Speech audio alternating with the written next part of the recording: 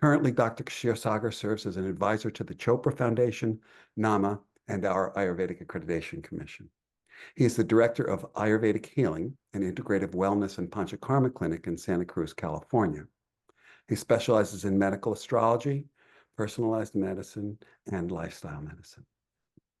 Dr. Kshirsagar is also the author of popular books such as The Hot Belly Diet, Change Your Schedule, Change Your Life, Panchakarma, and The Art and Science of Vedic Counseling.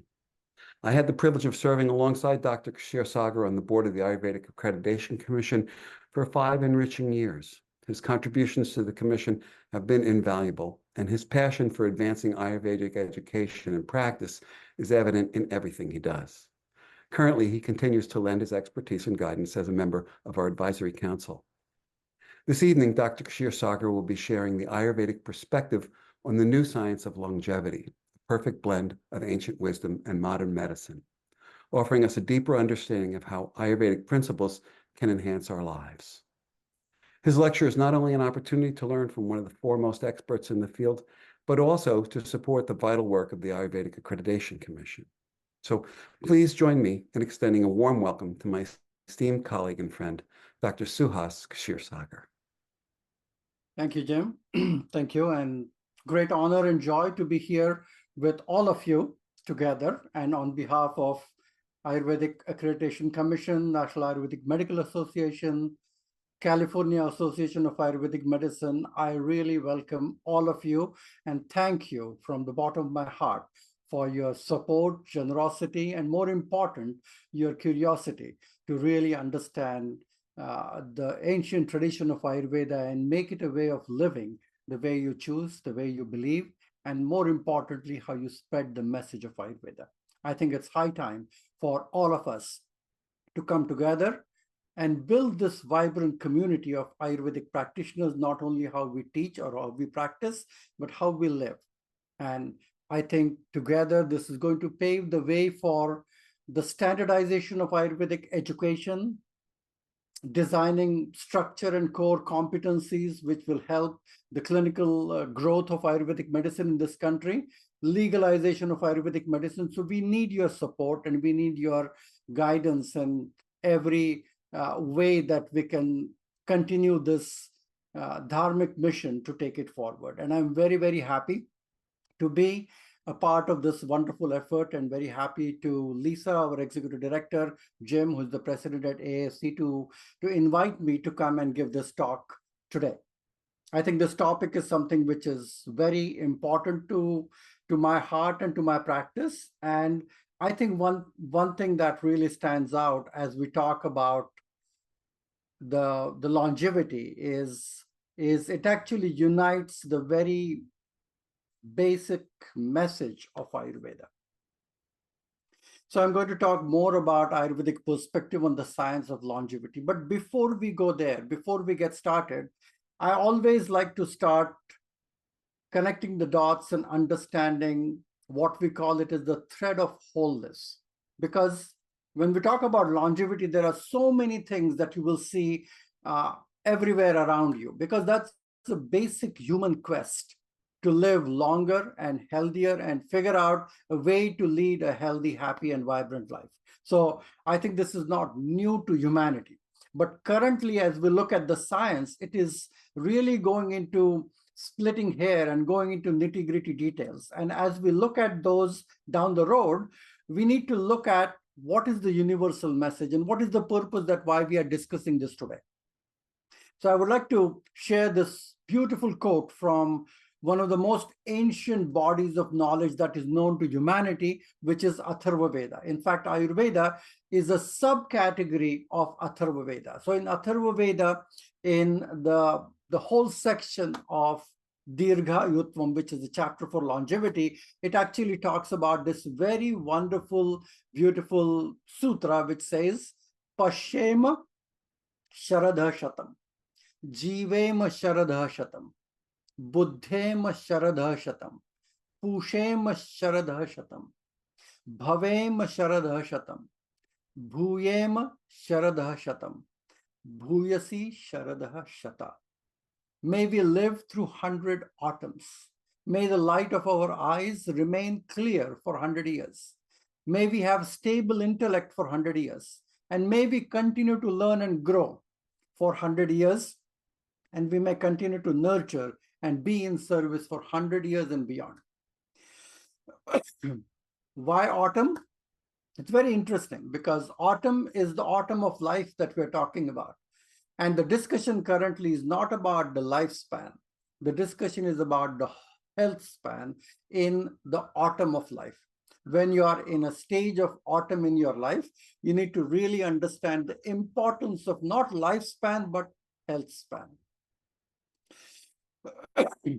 Connecting the thread of wholeness one more time, the very message of Ayurveda and the mission statement of Ayurveda is Ayurvedo Amritana, Ayurveda for immortality. And how do we translate that? And this is 100% validated by the latest science of quantum physics, quantum biology, quantum chemistry, all the sciences that understand and converge on these very few basic ideas.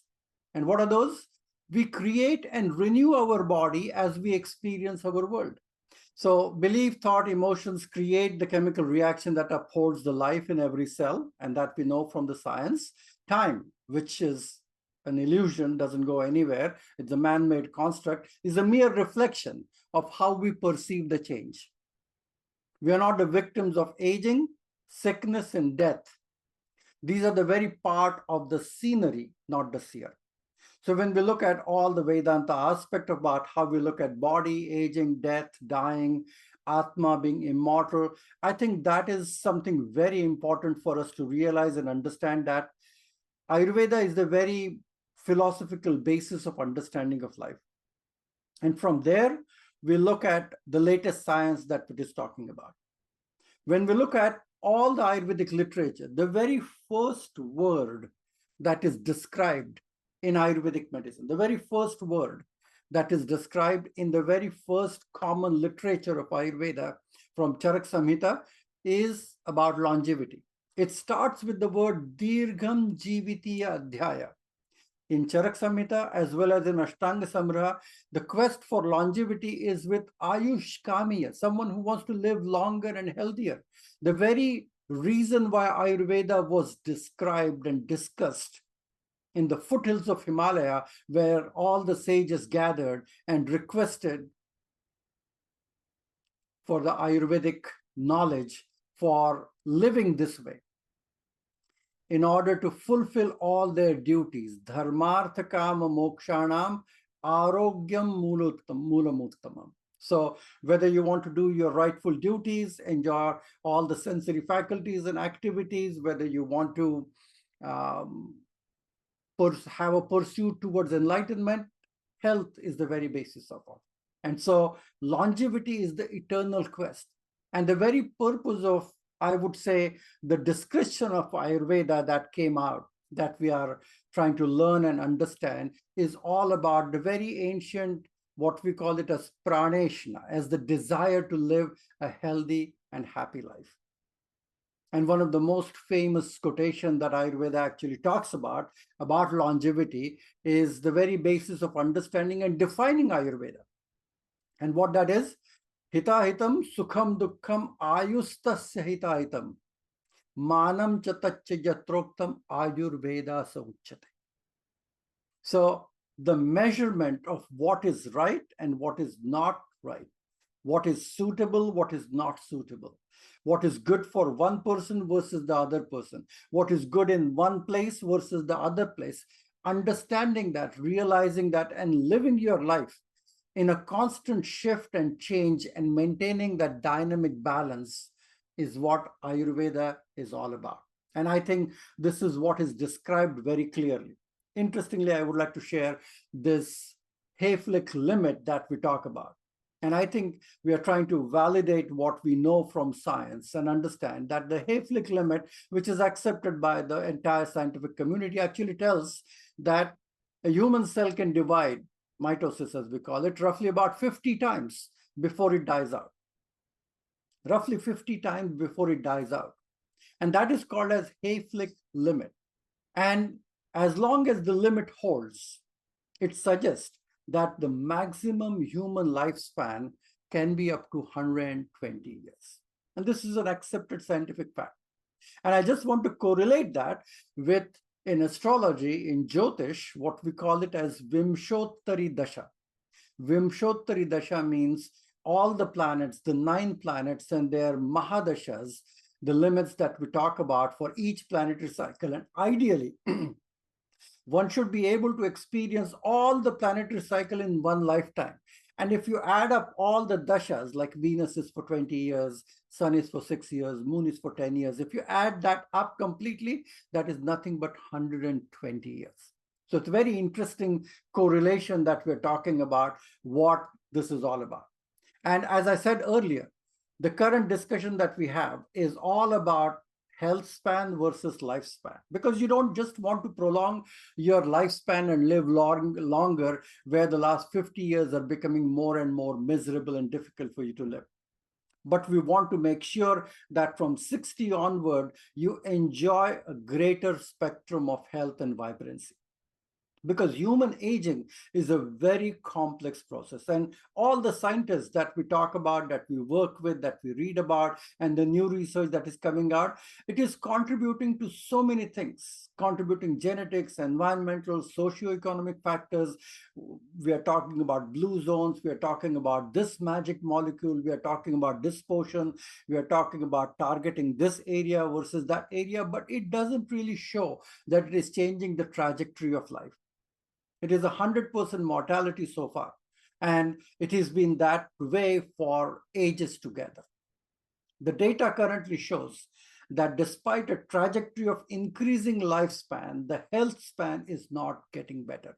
It is actually getting worse, and I will share some statistics with you. It has not shown the similar rate of improvement which the patients are experiencing, prolonging the periods of poor health. How many people take prescription medication past 60? A lot. How many people struggle with their health? How many people need surgeries past 60? A lot. Because if at all you are experiencing poor health and often managing multiple age-related conditions, then you are not prolonging your health span. You might be prolonging your lifespan, but I think Ayurveda is all about prolonging your health span, improving that quality of your life. In fact, post-pandemic, look at the statistic. The US life expectancy has hit its lowest point since 1996. It used to be about close to 80 years, 79.1. It went down to 76, and post-pandemic since 2021, it has gone down to 73.2 years. And even that 73.2 years, we may not say that this includes a good, robust health span within. So there's something happening as a trend. And that trend we will be discussing, and we should understand that why Ayurveda is a perfect solution. I think everyone who's listening today, or everyone who is supporting the cause of Ayurveda, should be so elated and happy that practicing, preaching, teaching, living Ayurvedic lifestyle is actually the solution for this. And why we know this?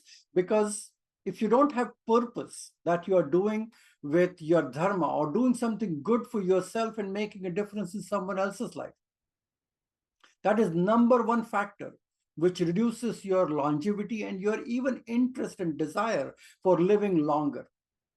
Individuals with the highest sense of purpose lived the longest. Those with the lowest had the highest mortality. So get busy, guys. You need to figure out what you're doing that is helping you to survive, and not only survive, but thrive, do something. And Ayurveda, I like to call it as the original lifestyle medicine, because it's not about the complexities. It's about really taking control of your own health. It's as if you are introducing yourself to yourself and making choices. Ayuhu kamaya manena dharmartha sukha sadhanam. It is the tool that provides you everything else. All the Upadesha that Ayurveda talks about, all the teachings of Ayurveda, which connects all the dot of yoga, Veda, Vedic medicine, and frankly speaking, Veda is the wisdom body of knowledge that connects all the dots. The perfect science of exercise is yoga. The perfect science of breathing is pranayama. The perfect science of dietetics is what Ayurveda talks about. The perfect science of exercise. The perfect science of emotional health and well-being. Ayurvedopadesheshu videha paramadara. So it not only helps for the people who are healthy, but who are also sick or having a disease, and how to retrieve a state of balance, because both of those things have to happen simultaneously. And Ayusho Vedaha, Ayurvedaha, understanding that Ayurveda is simply these four different words that we were talking about: Hita, Hitam, Sukham, Dukkham, Ayustasya Hitam. You can divide that into four different categories. Number one is Hitayu. Hitayu is what is beneficial for you. So you know your body 24/7. So figuring out what is suitable and what is wholesome for you versus what is ahitayu, what is damaging to your health and well-being, physically, mentally, emotionally, spiritually. So if you can differentiate for yourself what is hitayu, what is good for me, beneficial for me, and what is not good for me, what is not beneficial for me. What brings you sukham or dukkham?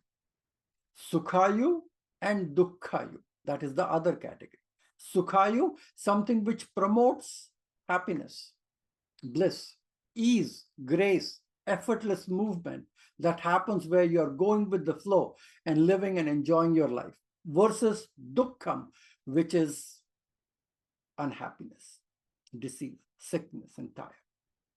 And when I look at that message of Ayurveda and compared with the latest theories of aging, what we know from Western medicine, and if I want to connect the dots from an Ayurvedic perspective, then it is really, really fascinating.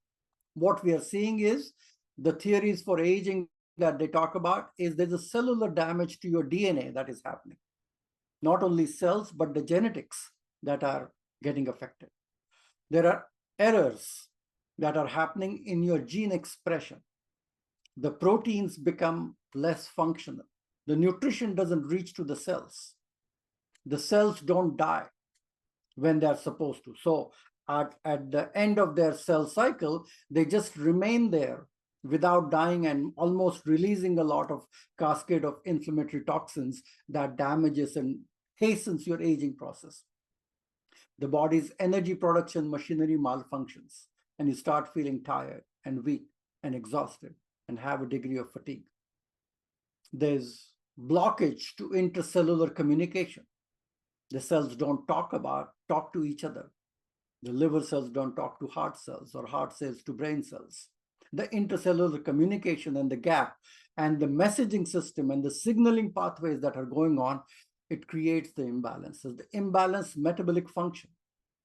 You are not eating the right foods, digesting it properly and transporting it properly. And the stem cells, which is considered to be an excellent way to allow the body to maintain the youthfulness, are getting exhausted. So look at this properly. And there's one cause, because we are looking at genetics, and genetics is more like the hardware.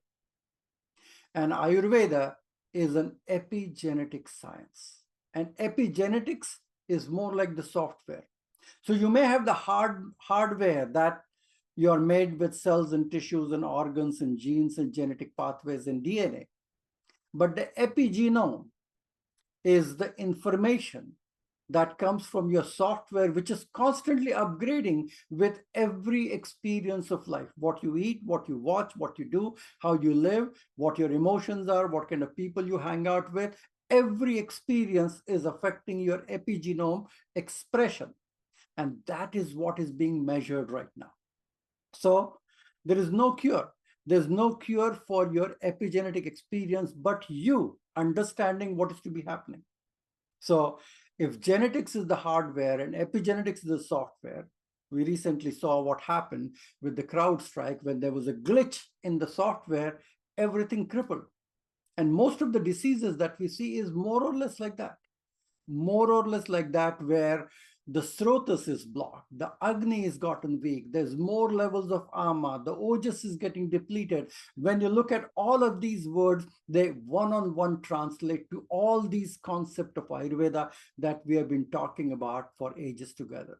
The proteins become less functional means the food that you eat is not useful for you. It doesn't nourish you because you're not digesting it. The gene expression errors that are happening. So the toxicity that is going on at a deep level is creating clogging of your channels and not allowing for your body to feel healthy and happy. And there are two kinds of aging that we talk about. Is that right? We talk about intrinsic aging. It means the genetically predetermined process that is happening in your body. You go from 10 to 15 to 20 to 30 to 40 to 50 years, where it is a natural disease. Ayurveda calls aging Jara Vardhakya as a natural disease. It's the Swabhavik Vyadhi. It is the nature of the body and the cells to die and not to regrow with the same pace. It is something where from the first breath till you take, till the last breath that you take, is something where it is a programmed death of these cells. And that is important. If that doesn't happen, then you will not be able to grow or even create new cells if it doesn't happen. The programmed cell death is very important. So the modern science is understanding this fact that aging, death, and dying is the reality. But what we are trying to do is trying to die in a healthy manner.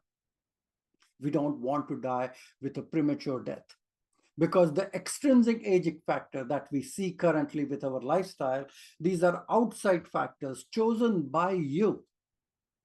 These are the factors that are creating everything that we just now said, that are chosen by you, the place that you live, the relationship that you have, your stress levels, the nutritional habits, the lifestyle habits. They are all creating these imbalances.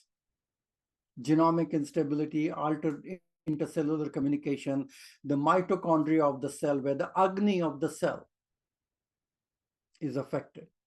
The cellular senescence, the cells are dying, and not only they are dying, but they are dying and releasing a lot of inflammatory toxins.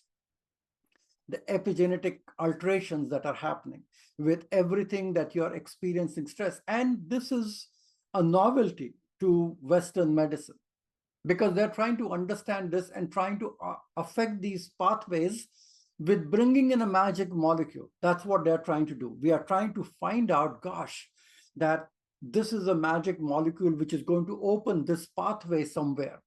Like we use an mTOR pathway. mTOR pathway is like a mammalian target of rapamycin, which actually talks about your muscle strength, growth, and the proper use of the protein and the carbohydrate, how it is taken in from the nutrient perspective, and how you can address that, maybe using a drug. It could be NMN, it could be NAD, it could be resveratrol. We are still trying to identify 1 or 2 or 3 or 5 molecules that suddenly we take is going to address all of that. But I think the place where we are missing the boat is from an Ayurvedic perspective, that how we create a totality. And I think Ayurveda is truly a new age medicine. Is in fact the lifestyle medicine. It is a personalized medicine. Every time we talk about Vata, Pitta, and Kapha as a unique mind-body type, you're talking about a personalized medicine, because it's not only who you are, how you think, how you behave and act, or how your body looks, but your response to life, your longevity, your body type, everything is decided. And based upon that, if you practice, preach, and live that way, I think you are going to practice a combination of lifestyle and personalized medicine together. When you give someone a Vata pacifying, Pitta pacifying diet, you're talking about nutrigenomics, food that affects the gene expression.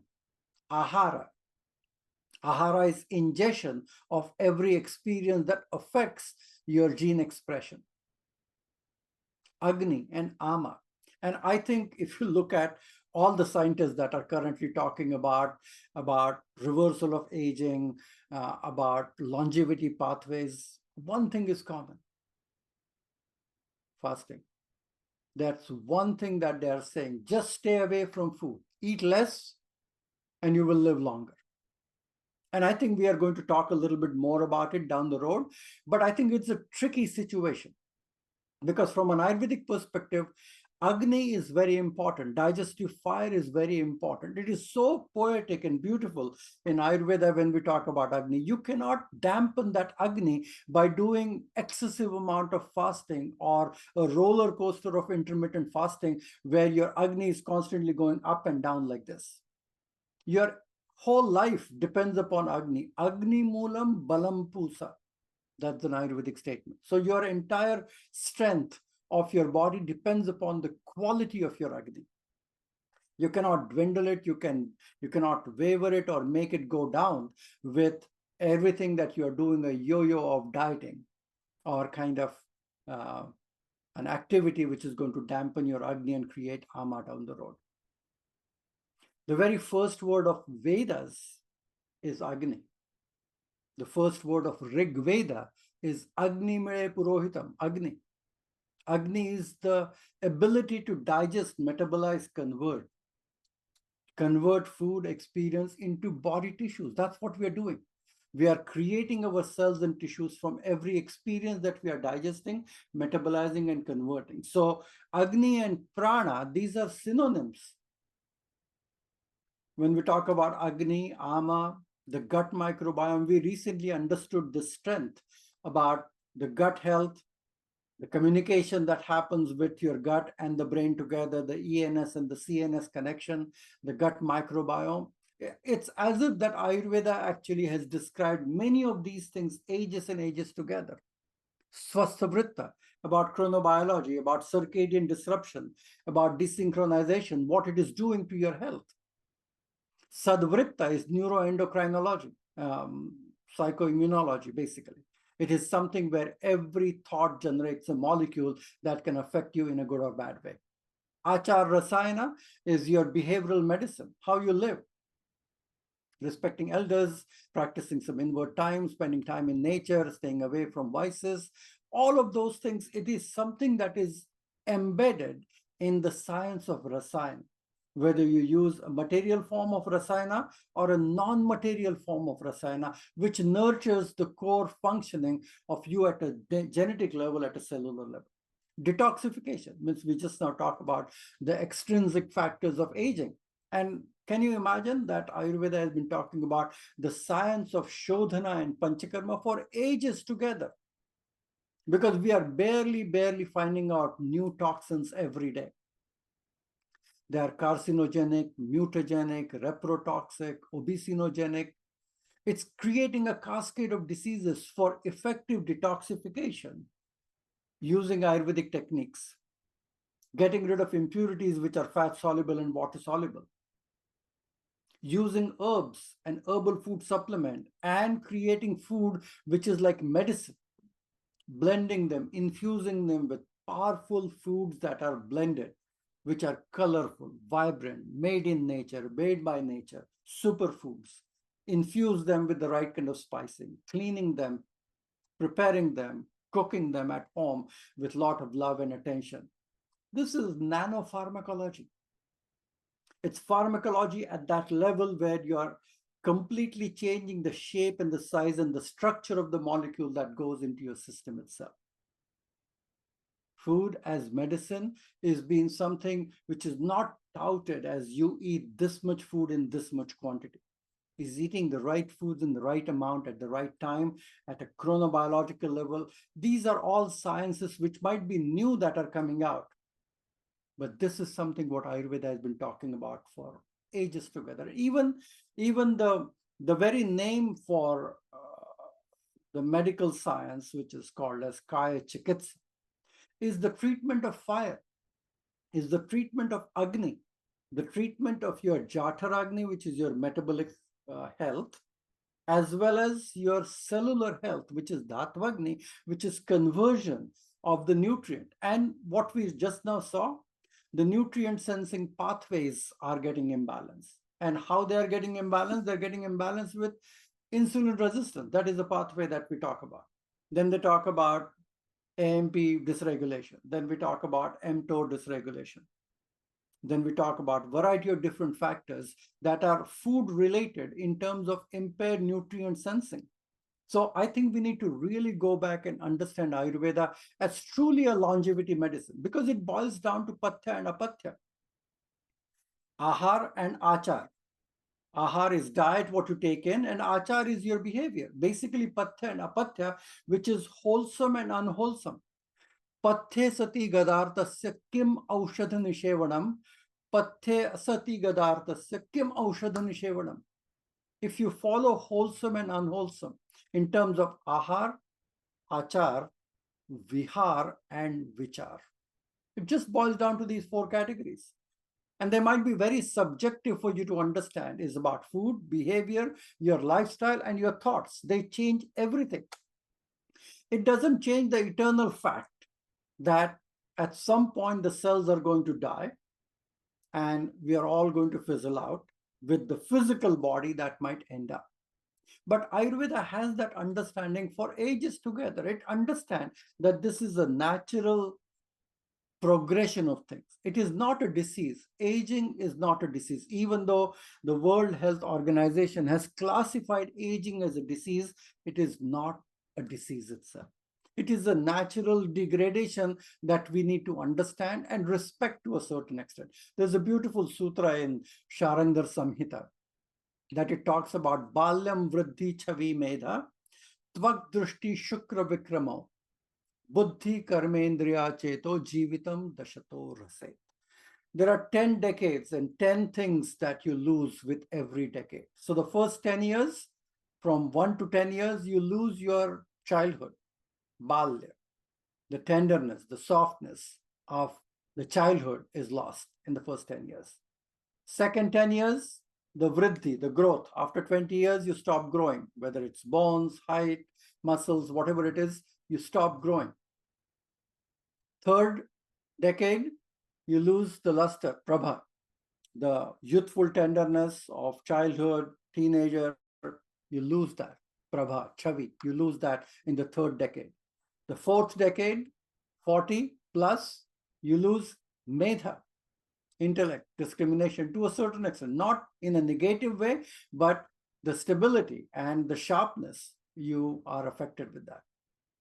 The 50th year, you lose the quality of your skin, the elasticity, the flexibility, the absorption, the sensitivity of the skin is affected. It's not wrinkles yet, but yes, the quality of the skin is affected at that time. 60th year, Shukra, sexual virility, potency, vitality is lost. 70th, Drishti, your eyesight becomes a little bit weak. There's a natural opacity that happens with your lens, creates cataract or presbyopia, changes in the structure of the eyeball itself. 8th decade, it happens your shrotrendriya, ears, your auditory capacity, your ability to hear auditory vibrations is affected. The 9th decade, your quality of buddhi, your memory, cognition, retention, recall, that is affected. And the 10th decade, your karmendriyas, your motor organs, they are affected. They create maybe shakes, tremors, balancing issues, things like that. So there's a sequential loss of some of the biological factors during aging as described in Ayurveda. And what we know from Western medicine, they say 1% rule. I don't know whether you have heard this or not, but the 1% rule, everybody agrees on this, that after age 25, after your 25th birthday, we lose 1% per year. What do we lose? We lose 1% per year our aerobic capacity, our capacity to exercise, strength, speed, and many other physical attributes. So every year, every birthday, as you put one more candle on the cake, you're losing 1%. So by the time you're 50, you can easily say you have lost 25% of your physical strength, aerobic capacity, and so many other physical factors. By the end, you turn 75, you lost about 50% of your age or whatever. I'm not saying that aging is inevitable, but I'm saying that there's a wisdom to understand and respect the clock that is happening. And what we know from a modern medical perspective, can be all correlated with an Ayurvedic understanding. And we'll talk about this one by one. Number one, genomic instability. So your genes are becoming unstable. And from an Ayurvedic perspective, we call it as rasa dushti. The primary tissue, the rasa dhatu, the main function is prenanam. So the function of that rasa is affected. And there is lots of books written about the quality of rasa, lymphatic circulation, stagnation, which is creating depletion, rasa kshaya. And rasa kshaya leads to a variety of diseases, including an accelerated aging at a genetic level, at a DNA level itself. So the science of anti-aging in Ayurveda is called as rasayana, improving the quality of rasa, because that's the first tissue from where all other tissues are sequentially nourished. So I think improving rasa, you will understand that you're slowly minimizing the genomic instability. It will happen, but it will create less episodes where your cells and tissues and genes are reprogrammed properly. Deregulated nutrient sensing is a huge topic of discussion in the scientific community. Means you can blame it on the industrial food, you can blame it on bad foods that you're eating, but if your Agni is getting manda, if you have truckloads of ama which is blocking the pathways everywhere, and it's the flickering flame of Agni everywhere, then your ability to convert. We can give you the required daily allowance of this much protein, this much fat, this much carbohydrate, and there is so much of disparity and chaos and confusion in these scientists. One says you should eat all the meat as you want, you should have lots of proteins, you should completely stay away from sugar and fat and carbohydrate. One says fat is good for you, eat fat, it'll make you everything. But it's not what you eat, what you digest. Nobody pays attention to what you can digest and what can we do to improve your digestion. Because the essence of all the longevity research, if I scan through everything, it boils down to three things. Only three things: diet, sleep, and exercise. And those are the pillars that we talk about from an Ayurvedic perspective. Sleep includes stress management and emotional health.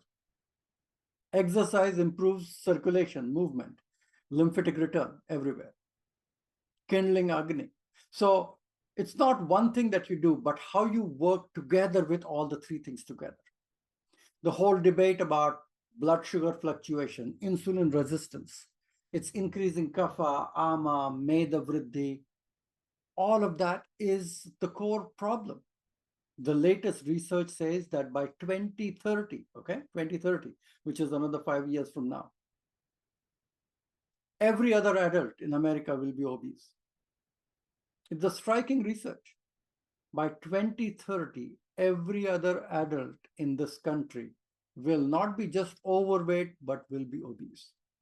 And it gives you a statewide statistics. So we are talking about increasing kapha, increasing ama, meda vriddhi, that creates depleted cellular communication pathways, insulin resistance. And so the Ayurvedic formulations that we have learned and we practice and we use are so phenomenal that they understand that how to blend this. So when you're giving amla with turmeric as Nisha Amal ki Rasayana, so amla is for longevity, anti-aging, and turmeric for stabilizing your blood sugar, for cleansing, for blood cleansing activities.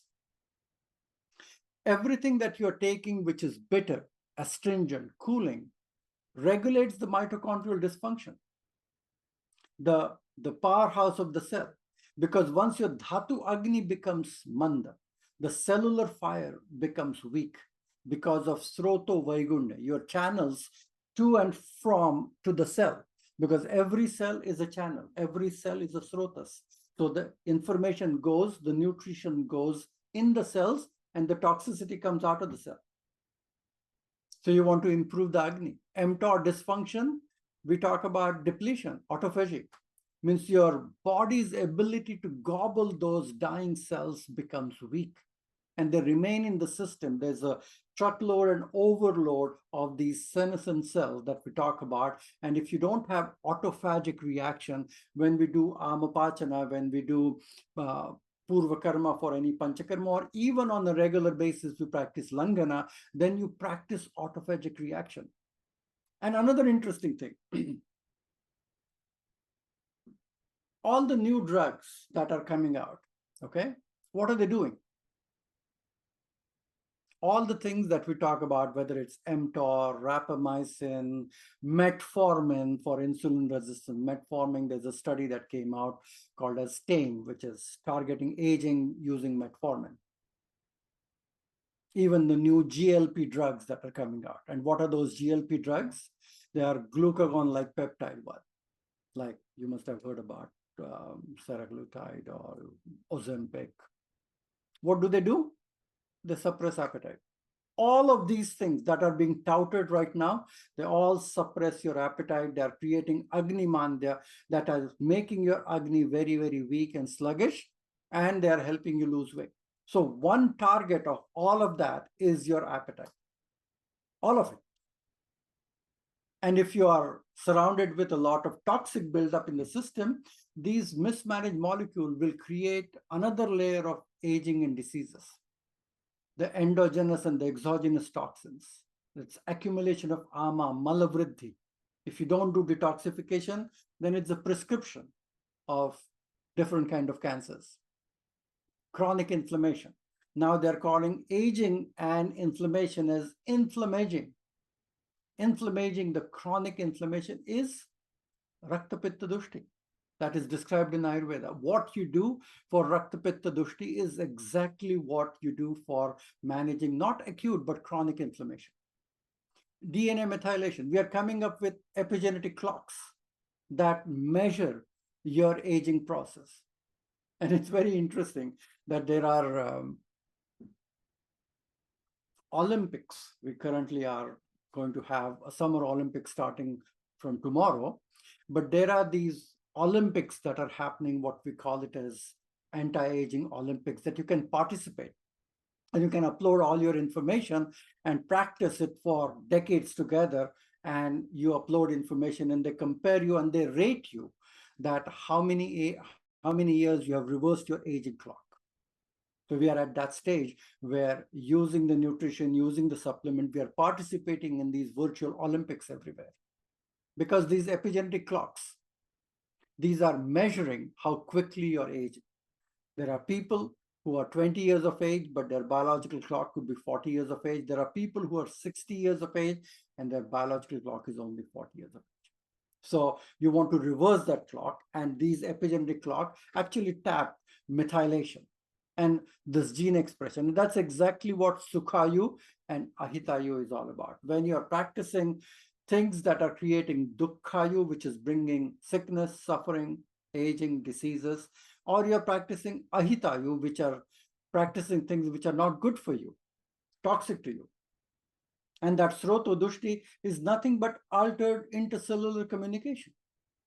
Your cells do not communicate and talk to each other and gather a debris of toxicity, exhaustion of stem cells. It's Ojas depletion.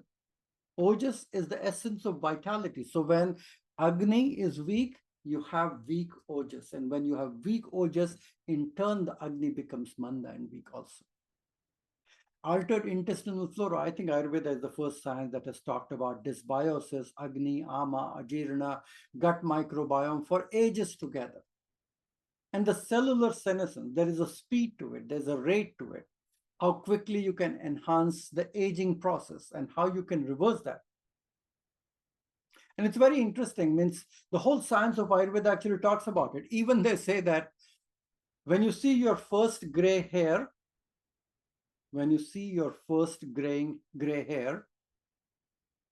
it has reduced your fertility by about 20%. So there's a clock to all of this. There's a cycle, doing the right thing at the right time. Dinacharya, Ritucharya, Ratricharya, everything is based upon those cycles. So the science of Ayurveda is all about respecting it, synchronizing that with Mother Nature and using it properly. There's another concept that modern medicine talks about is serotins. And these serotins are silent information regulators. These are, again, protein groups and genes, and we can identify molecules that you talk about, nicotinamide or NADs or resveratrol or quercetin or quercetin. But these are all things that are going to suppress your appetite to a certain extent. These are enzymes that are affected by the scarcity and the mTOR regulation, the AMPK, which is a molecule related with your energy reserves. So when we currently look at the research that is going on, is all boils down to your digestion, your gut health, and more importantly, your emotional health. The glycation, the age that we talk about, the Yamanaka factors, they are all adding the epigenetic clocks to acceleration. There are about 850,000 methylation sites in your chronological age that you can measure. But again, if you want to practice in that rejuvenation Olympics that we talk about, that you can participate, and probably it will motivate you to live a healthier, happy life.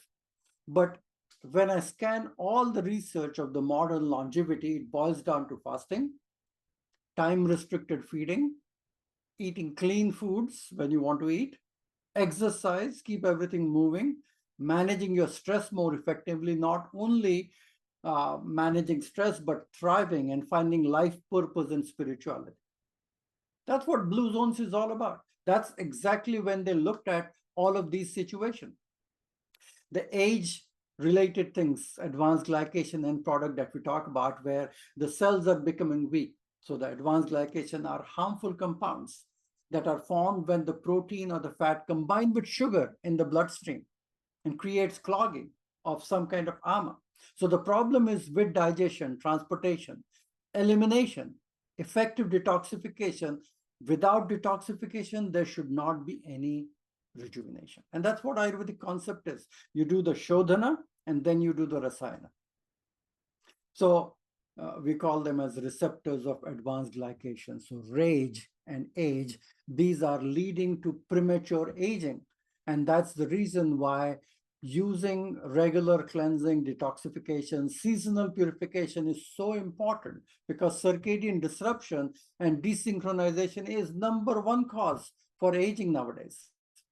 Because when you have a circadian disruption, it stops your autophagy, means the cellular cleansing that the body needs to do by kindling your metabolic function, by improving your antioxidant defense, having the right secretions at the right time, and repairing your DNA is all affected. So, and I wrote a book on this topic called as Change Your Schedule, Change Your Life. So what we know from the circadian clock, it regulates your metabolic functions, homeostasis, DNA repair, and even autophagic function, where it cleans the dead cells. And the disruption of the circadian system will lead to a lot of oxidative stress that accumulates in a chemical messenger at the cell. Accumulation of intra and extracellular aggregates, not only in the cells, but also in your brain. It can lead to slowing down of the cognitive function, brain death, degeneration of other vital organs because of the brain thing. And the Ayurvedic function is very simple. Aging heart leads to aging brain, and aging brain leads to an aging heart. And what is the solution? Everything that you do where you connect the dots. You get a good night's sleep, good for heart, good for brain. Fun, laughter, good for heart, good for brain. Pranayama, good for heart, good for brain. Exercise, good for heart, good for brain. Meditation, good for heart, good for brain. Eating the right spices in the right amount, good for heart, good for brain. So if you connect the dot, you will understand that this is not a science that has just talked about certain things, but this is even more deeper and more scientific than what we know. Because currently we are trying to look at the body and do so many biomarker testing and trying to find a molecule or an imbalance, what is going on in your system. We look at the body mass index, we measure your blood pressure. Blood pressure simply tells us about the flexibility of your blood vessels, your waist to hip ratio, your flexibility, balance, gait speed, how many steps you can take in one place, how many chair stands you can get and sit down on a chair, your grip strength, your motor coordination, your cognitive functioning, your self-rated assessment of your own health, your cardiorespiratory fitness, how fast you can walk, how quickly you can increase your heart rate and bring it down, VO2 max, the lung function, facial aging. Nowadays, you can use your iPhone and take a photo and you compare your photo 2 years ago, 5 years ago, and it will tell you immediately how much you have aged. You can't hide that. And I think there are more and more testing that are coming out of that kind. And we are looking at so many blood markers, cholesterol, triglycerides, HDL, LDL, lipoprotein A, GFR, kidney functioning, blood urea, leptin, hemoglobin A1C, serum insulin, C-reactive protein, which is more inflammatory marker, including gum health, periodontal diseases, caries, and telomere length. So it actually tells about how your chromosomes are behaving with every cell division where the telomeres are shortening.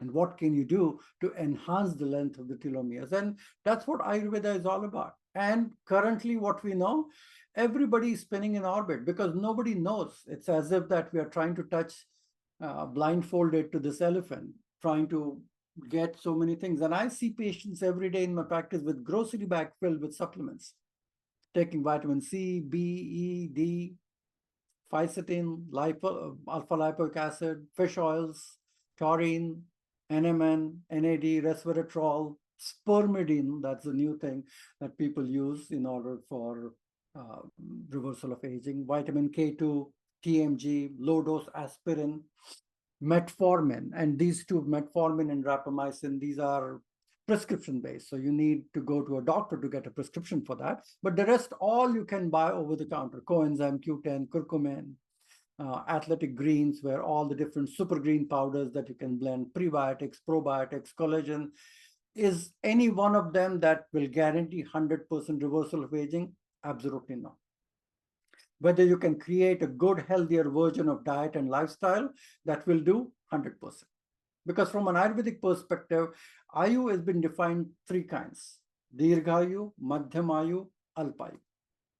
So it says that how you live, ideally everyone should be able to live up to 100 years. But in Kali Yuga, means we have a shorter lifestyle compared to all other yugas that we talk about. The lifespan depends upon the constitution. It's very interesting in Ayurveda talks about that there are limitations with your individual body type, mind-body type itself. Like Kapha people tend to live a longer life because they're well-built. Their bones, muscles, tissues, tendons. By nature, they are happy-go-lucky and easygoing people. They are more likely to live long. Vata people have a slightly shorter lifespan compared to Kapha.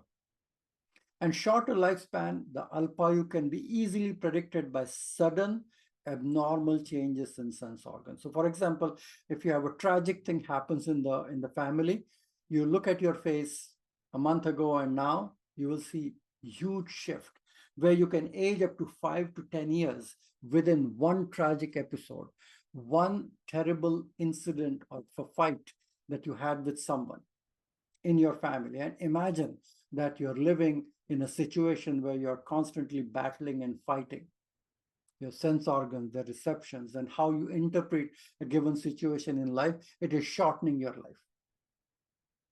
The purpose of Ayurveda and the solution and the prescription is how you rejuvenate. You want to improve the quality of rasa by increasing the quality of agni, digestive ability, and improving srotas, keeping it clean and flowing. If you don't do all these things hand in hand, there is no rejuvenation possible. And that's what exact modern science is saying. You need cellular pathways that are open. You need good nutrition that should go into the cell. And more importantly, you need a good conversion that should convert the food into body tissues. And what it will lead to, Ayurveda says, Dirgham Ayu Smritir Medha, Arogyam Tarunam Vaya, Prabha Varna Swarodarya, Dehendriya Balodaya, Vaksiddhim Pranati Kanti Lavatena Rasayana, Labhopayo Hishasthanam Rasadinam Rasa. So when you do this, it goes to the cellular level, at a DNA, at a genetic level, everywhere. Your longevity, your immunity, even your mental, emotional tolerance and cognitive performance and a spiritual outlook of life happens because how your body and cells feel at a cellular level. It's not just about longevity. It's all about becoming a better human being. It's finding an optimistic, resilient, spiritual outlook to life. And I told you this earlier, that what you do in terms of your aging heart leads to an aging heart as such. So incorporating a low-calorie diet, daily exercise improves your longevity tremendously. Same with yoga practices. It's the perfect science of exercise, postures, breathing, relaxation, meditation, everything that you do, you're improving what we call it as self-regulation, mind-body awareness. You become aware of your interoceptive awareness, what is going on in your body. And you're improving, it's not how much bench press that you can do, but it's all about flexibility. It's about strength and balance, respiratory function, and physical self-efficacy.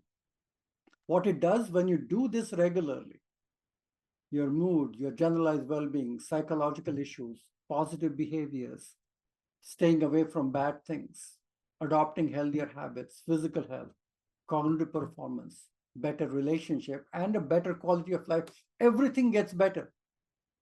There's an interesting concept nowadays in the so-called longevity world that they talk about hormesis. Hormesis means you do something that is challenging or difficult.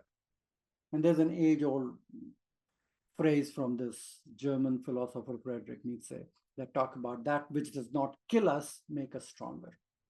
So hormesis refers to an adaptive response of biological system to moderate some self-imposed challenges in which the system improves its functionality.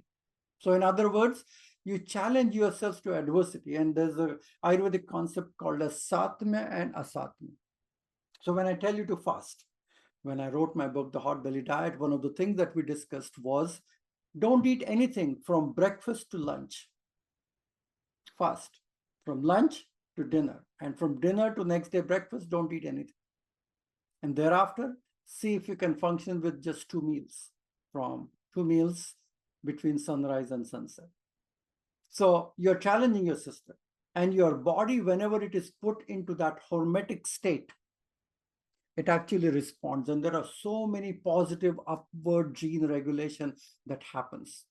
Hormesis has happened in which some factor can kill an organism at high doses, but increase survival potential. So those people who can fast, those people who can survive in hostile environments. So even when you go and do sauna or live in an adverse situation somewhere, it actually improves and boosts your longevity markers.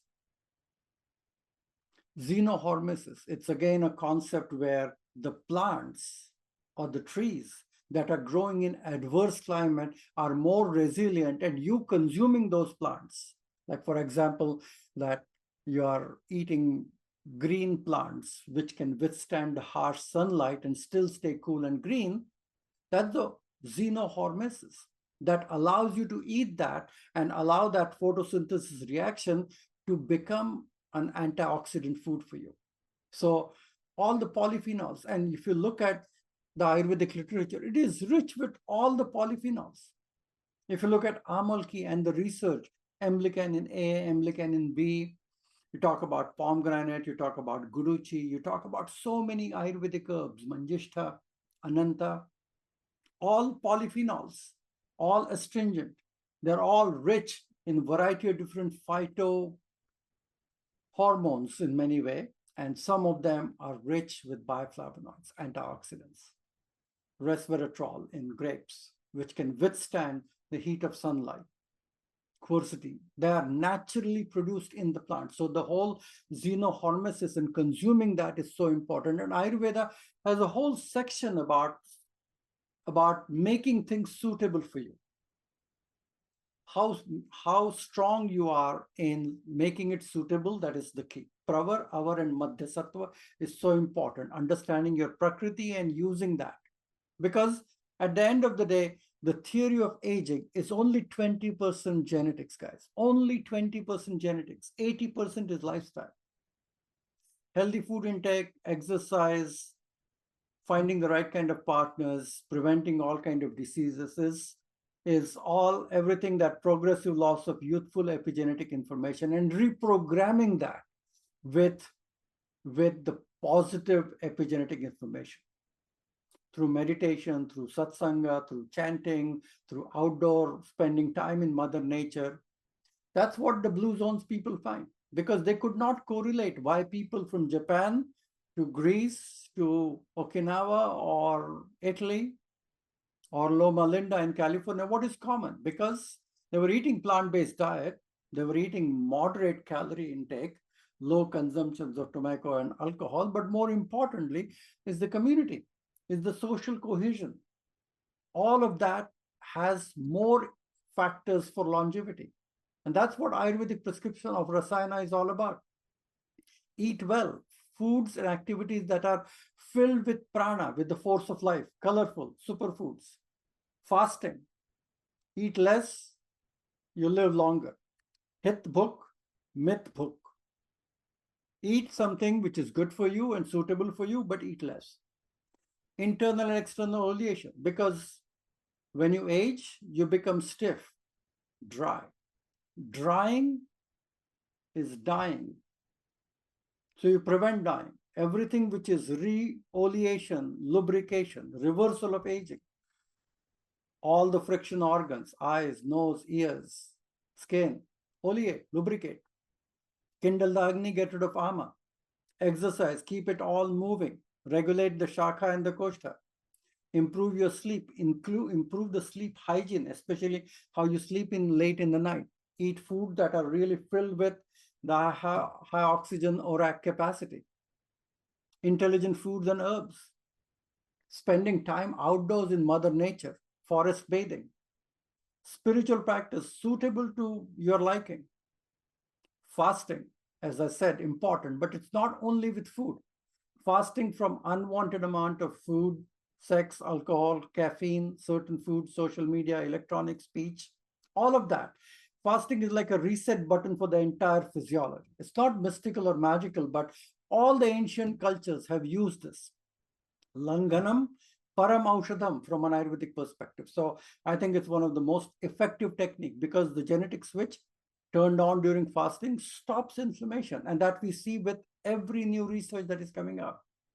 Routine periodic fasting is good for your health, good for heart. Means it boosts the protein, which is BDNF, which is brain-derived neurotrophic factor, by almost 400%. So I think it's excellent for people with diabetes and cardiovascular diseases, but more importantly, it's the mental willpower that allows you to do that. Physical activity, we can't talk enough about it. And Ayurveda talks about Laghavam Karma Samarthyam with Vyayama.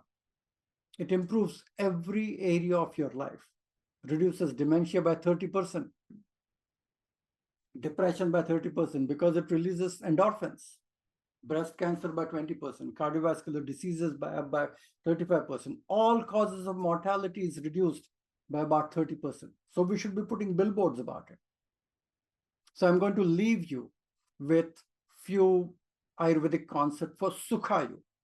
What you should be doing in order to lead Ayu, which is filled with Sukha. And what do?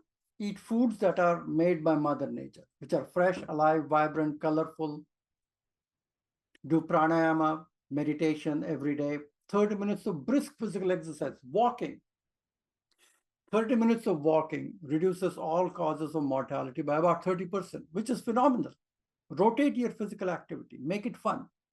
Minimize compulsive habits. Something is toxic, that is bad for you. Observe yourself in a detached manner. Don't take yourself too seriously. Seasonal cleansers, detoxification, panchakarma. Take some frequent vacation. Consciously slow down the pace of life. Try to learn something new, fun, laughter. And more importantly, the emotional aspect, the yogic wisdom for Hitayu. So we talked about Sukhayu, which is good for you, but Hitayu, which are beneficial outlooks and attitudes of life that you want to adopt, that are way beyond any rational scientific research for longevity. Change your perceptions, change your life. Expand your awareness from contracted awareness to an expanded awareness. Eliminate toxicity, live in present. Shed the burden of judgment. Go with the flow, respect the plan of the nature, find your passion and purpose. Contribute to something which is bigger, better, greater than yourself. Make silence, meditation, prayer, outdoor forest bathing as a daily practice. Practice forgiveness for your own sake. Maintain patience and flexibility. And slowly move towards that awareness of enlightenment, because that's a journey. And that's an enlightened way of living, which is nothing but Ayurveda. Thank you. Namaste. I'm going to stop here and we may take some questions, Lisa.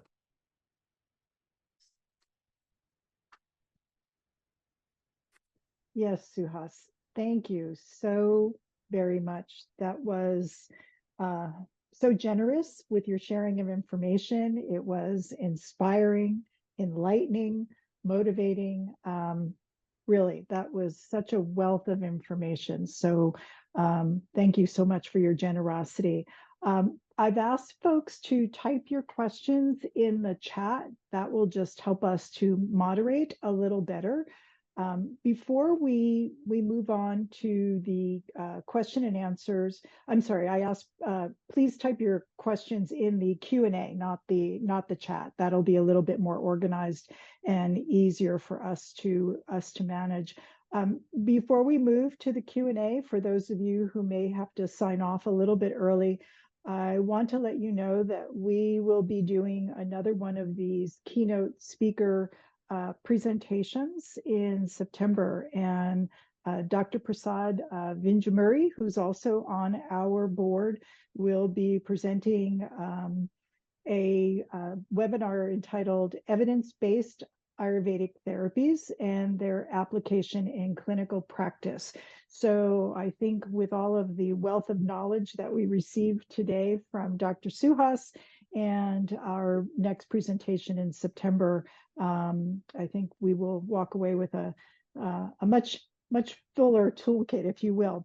So we will be sending out a copy of this recording along with the slides. Give us a few days to make sure that it is appropriately edited and formatted. And you all, for all those who signed on to the registration and paid a registration fee, you will be getting a link to that this presentation in a few days. So with that, I will put up the questions, and Dr. Suhas, if you would be so kind. Yeah, so, I'm looking at Q&A. Yeah, so can you see those there? Yeah, I can see that. Oh, great. So why don't you go ahead and take them then? I think we are talking about pittas who should eat several small meals. And again, when we say several small meals, doesn't mean that you should be eating every 2 hours or something like that. We know pitta have sharp agni and they have tikshna agni, so they should not be going long spells without eating. They should be hydrating really well, and they should be eating the right foods in small amount. In terms of breakfast, lunch, and dinner. So they should not go a long period with fasting as such, but it is never advised that they should be eating like goat several times throughout the day.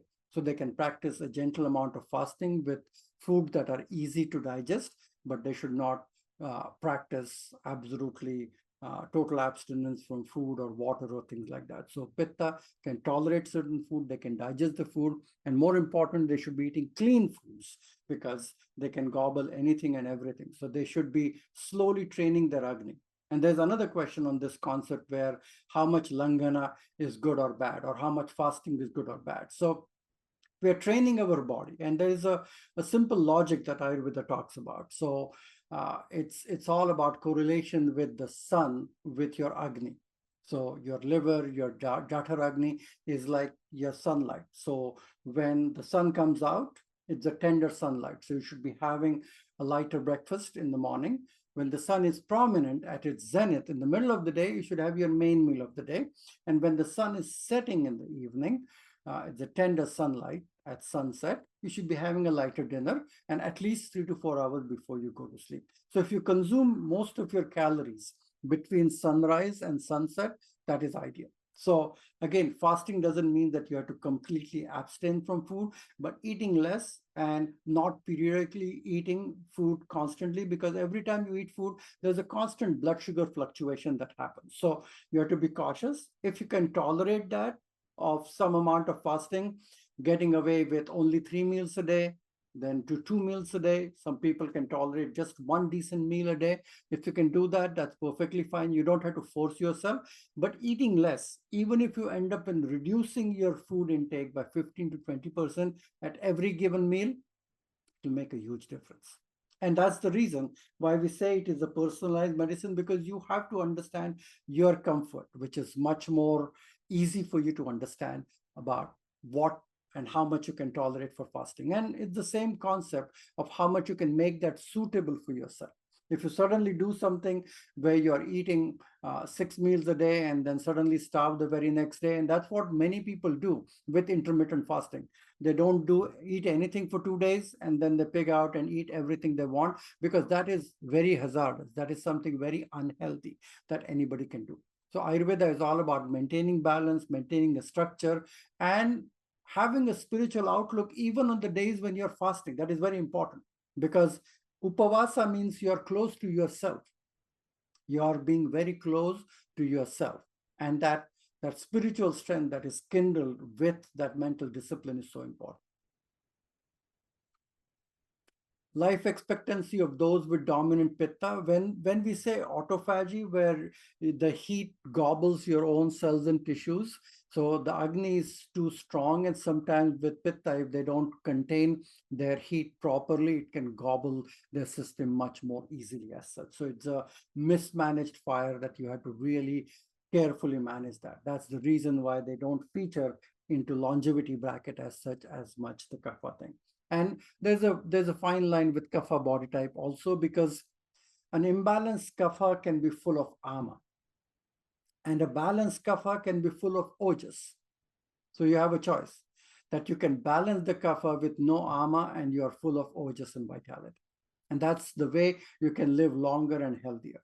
But for pitta, it can get toxic, acidic, inflamed very quickly, and you have to really be very, very cautious in managing that. Oh, I see Marcia De Luca from Brazil. Namaste, Marcia. It's been a long time. Thank you for joining us. That's wonderful. You saw my book came out in Portuguese recently. Ayurveda says the large meal of the day should be lunch, because Agni follows the sun. And when I say 2 meals a day, again, it has to be between dawn to dusk. So between sunrise and sunset. So you can have one meal, which is in the middle of the day, and then again, select a lighter meal in the evening close to sunset. So if you want to really have a decent meal around 11:30 or 12 when sun is at its peak, it's an ideal time to eat. And again, 5:30 or 6 in the evening would be again a slightly lighter meal compared to the morning. Those are the two perfectly good times to eat. Ahara is also very personalized, because the quality, the quantity of the food changes from childhood to an adulthood to a teenager to maybe an elderly person. So it depends upon your state of Agni and what you can handle, how much you can digest, and how much energy you need using the food, and how much you can burn those calories also. So there's no golden rule of this much food in this much quantity that you should be eating. That's the reason we all want you to be very mindful and be aware of what you're eating and how you're eating. But great question, Masha. Thank you. Again, Ozempic, the GLP-1 drug that we talk about, glucagon-like peptide, it mimics. The most important thing is it kind of suppresses your appetite, regulates insulin resistance. So in a short run, it'll help you lose weight, but I don't think it's the healthiest way. It has saved lives to some people who were massively overweight, but I don't think it is the healthiest way. I see a lot of people in my practice who want a natural solution for their unnatural living. And there's no right way to do a wrong thing, because you're confusing the body, you're suppressing certain things. And most of the modern medicine is just trying to target and understand a molecule which suppresses one thing, which is going to create multiple of side effects somewhere else that we don't know at that time. So I think it's very difficult, and that's the challenge that we see. After some time, you do not lose weight, but you create a sense of fatigue and exhaustion and tired that remains with you.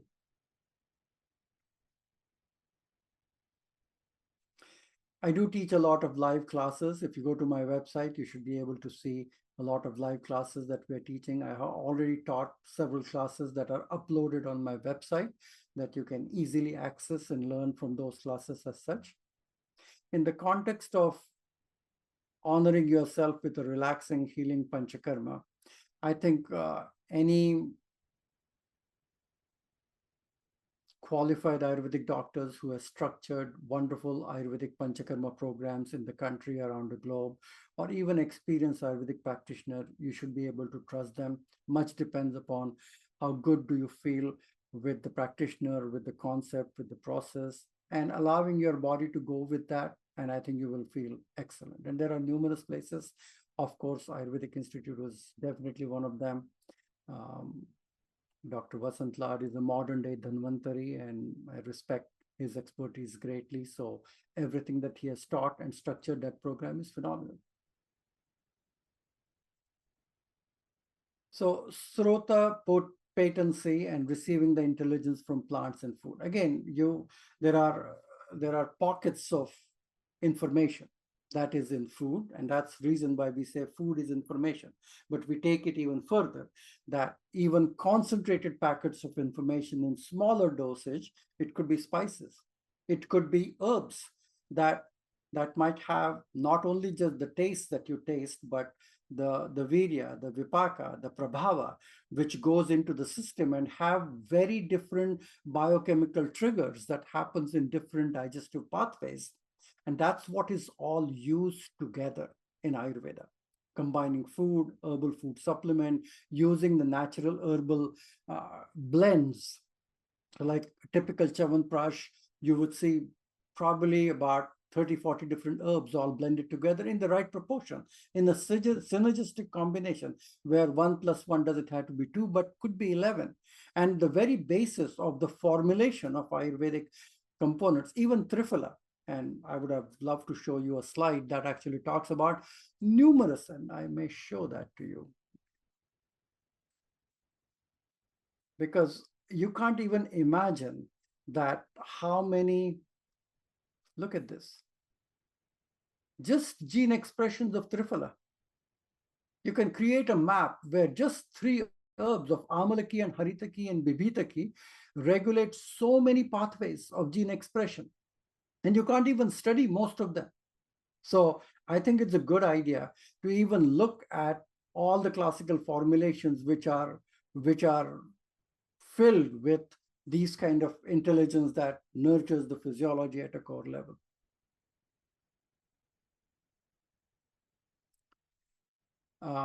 Dr. Prasad has asked a wonderful question, and whether we should take Ayurvedic herbs on a regular basis. I believe that nobody should take anything forever. Okay. The reason being very simple, because everything has to be digested, assimilated, and utilized. When you take for a short period of time, the body utilizes them properly, absorbs them. So you can select them in different seasons, different times, the right kind of blends, what is needed. And I think the rasayana that we talk about, whether it is the Vatatapik rasayana or the form of rasayana that one can consume on a daily basis, whether they are correcting a physiological inherent imbalance, that you can do it on a regular basis. But I don't think there's a need for you to consume something forever until you reset the intelligence of the body to function. And you should be, because there are 3 things that we need for us to live. Number 1 is air that comes free. You just need to make sure that you're inhaling clean air. Number 2 is water. That is 2/3 of intelligence that is needed for you to survive. Water and air. And 1/3 comes from food. 1/3 for you to live. And within that 1/3 could be food, could be spices, could be herbs and herbal formulation. So you want to really, really minimize that and make sure that you're not putting unwanted pressure. Because if something is good, it's not always better to take an excess amount of dosage as such. There's more we can talk about it. Thank you. Yes, Dr. Suhas, we are coming up on the end of our time. Did you want to take one more question before we dismantled for the evening? Yes.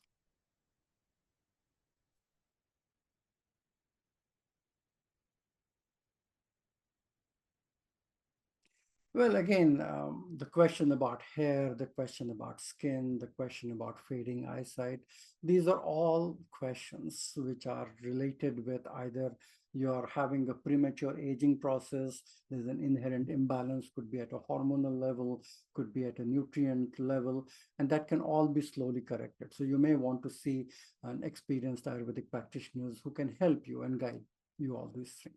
Again, we are objectively looking at anti-aging and longevity, but the very essence of everything that I said and Ayurveda as a science is the philosophical basis that the body is always going to go through some wear and tear. And in order to improve the lifespan blended with health span, you had to be actively participating in your own health and well-being. You want to select everything that you do on a daily basis, and you need to regulate every experience that you have, and you have to program your epigenetic response to every experience. You can't change what is happening around the world, but you can change your response to what is happening around you. And I think that is the very basis of Ayurveda. If you are constantly affected by what is happening in your environment at a cellular level, then you're at loss. But if you feel vibrant and a stronger magnet in this reaction, then you not only regulate your response, but you influence positively to your environment. And I think that's the very message of Ayurveda, that you find your spirituality, you find the right kind of food, diet, lifestyle, activity, you live this way, make it a habit of living this way, and effortlessly, you should start living a long, healthy, and happy life. I wish you all the best. Namaste. Good evening. Thank you so very much for your generosity. That was incredibly wonderful. And we hope to see you again. Thank you. Thank you. Take care, Lisa. Namaste. Thank Good night, you. everyone. And thank you everyone for joining us this evening. And I will just reiterate our thanks that we shared at the beginning of our presentation tonight for supporting our organization. And we hope to see you all again soon. Thank you and have a wonderful evening.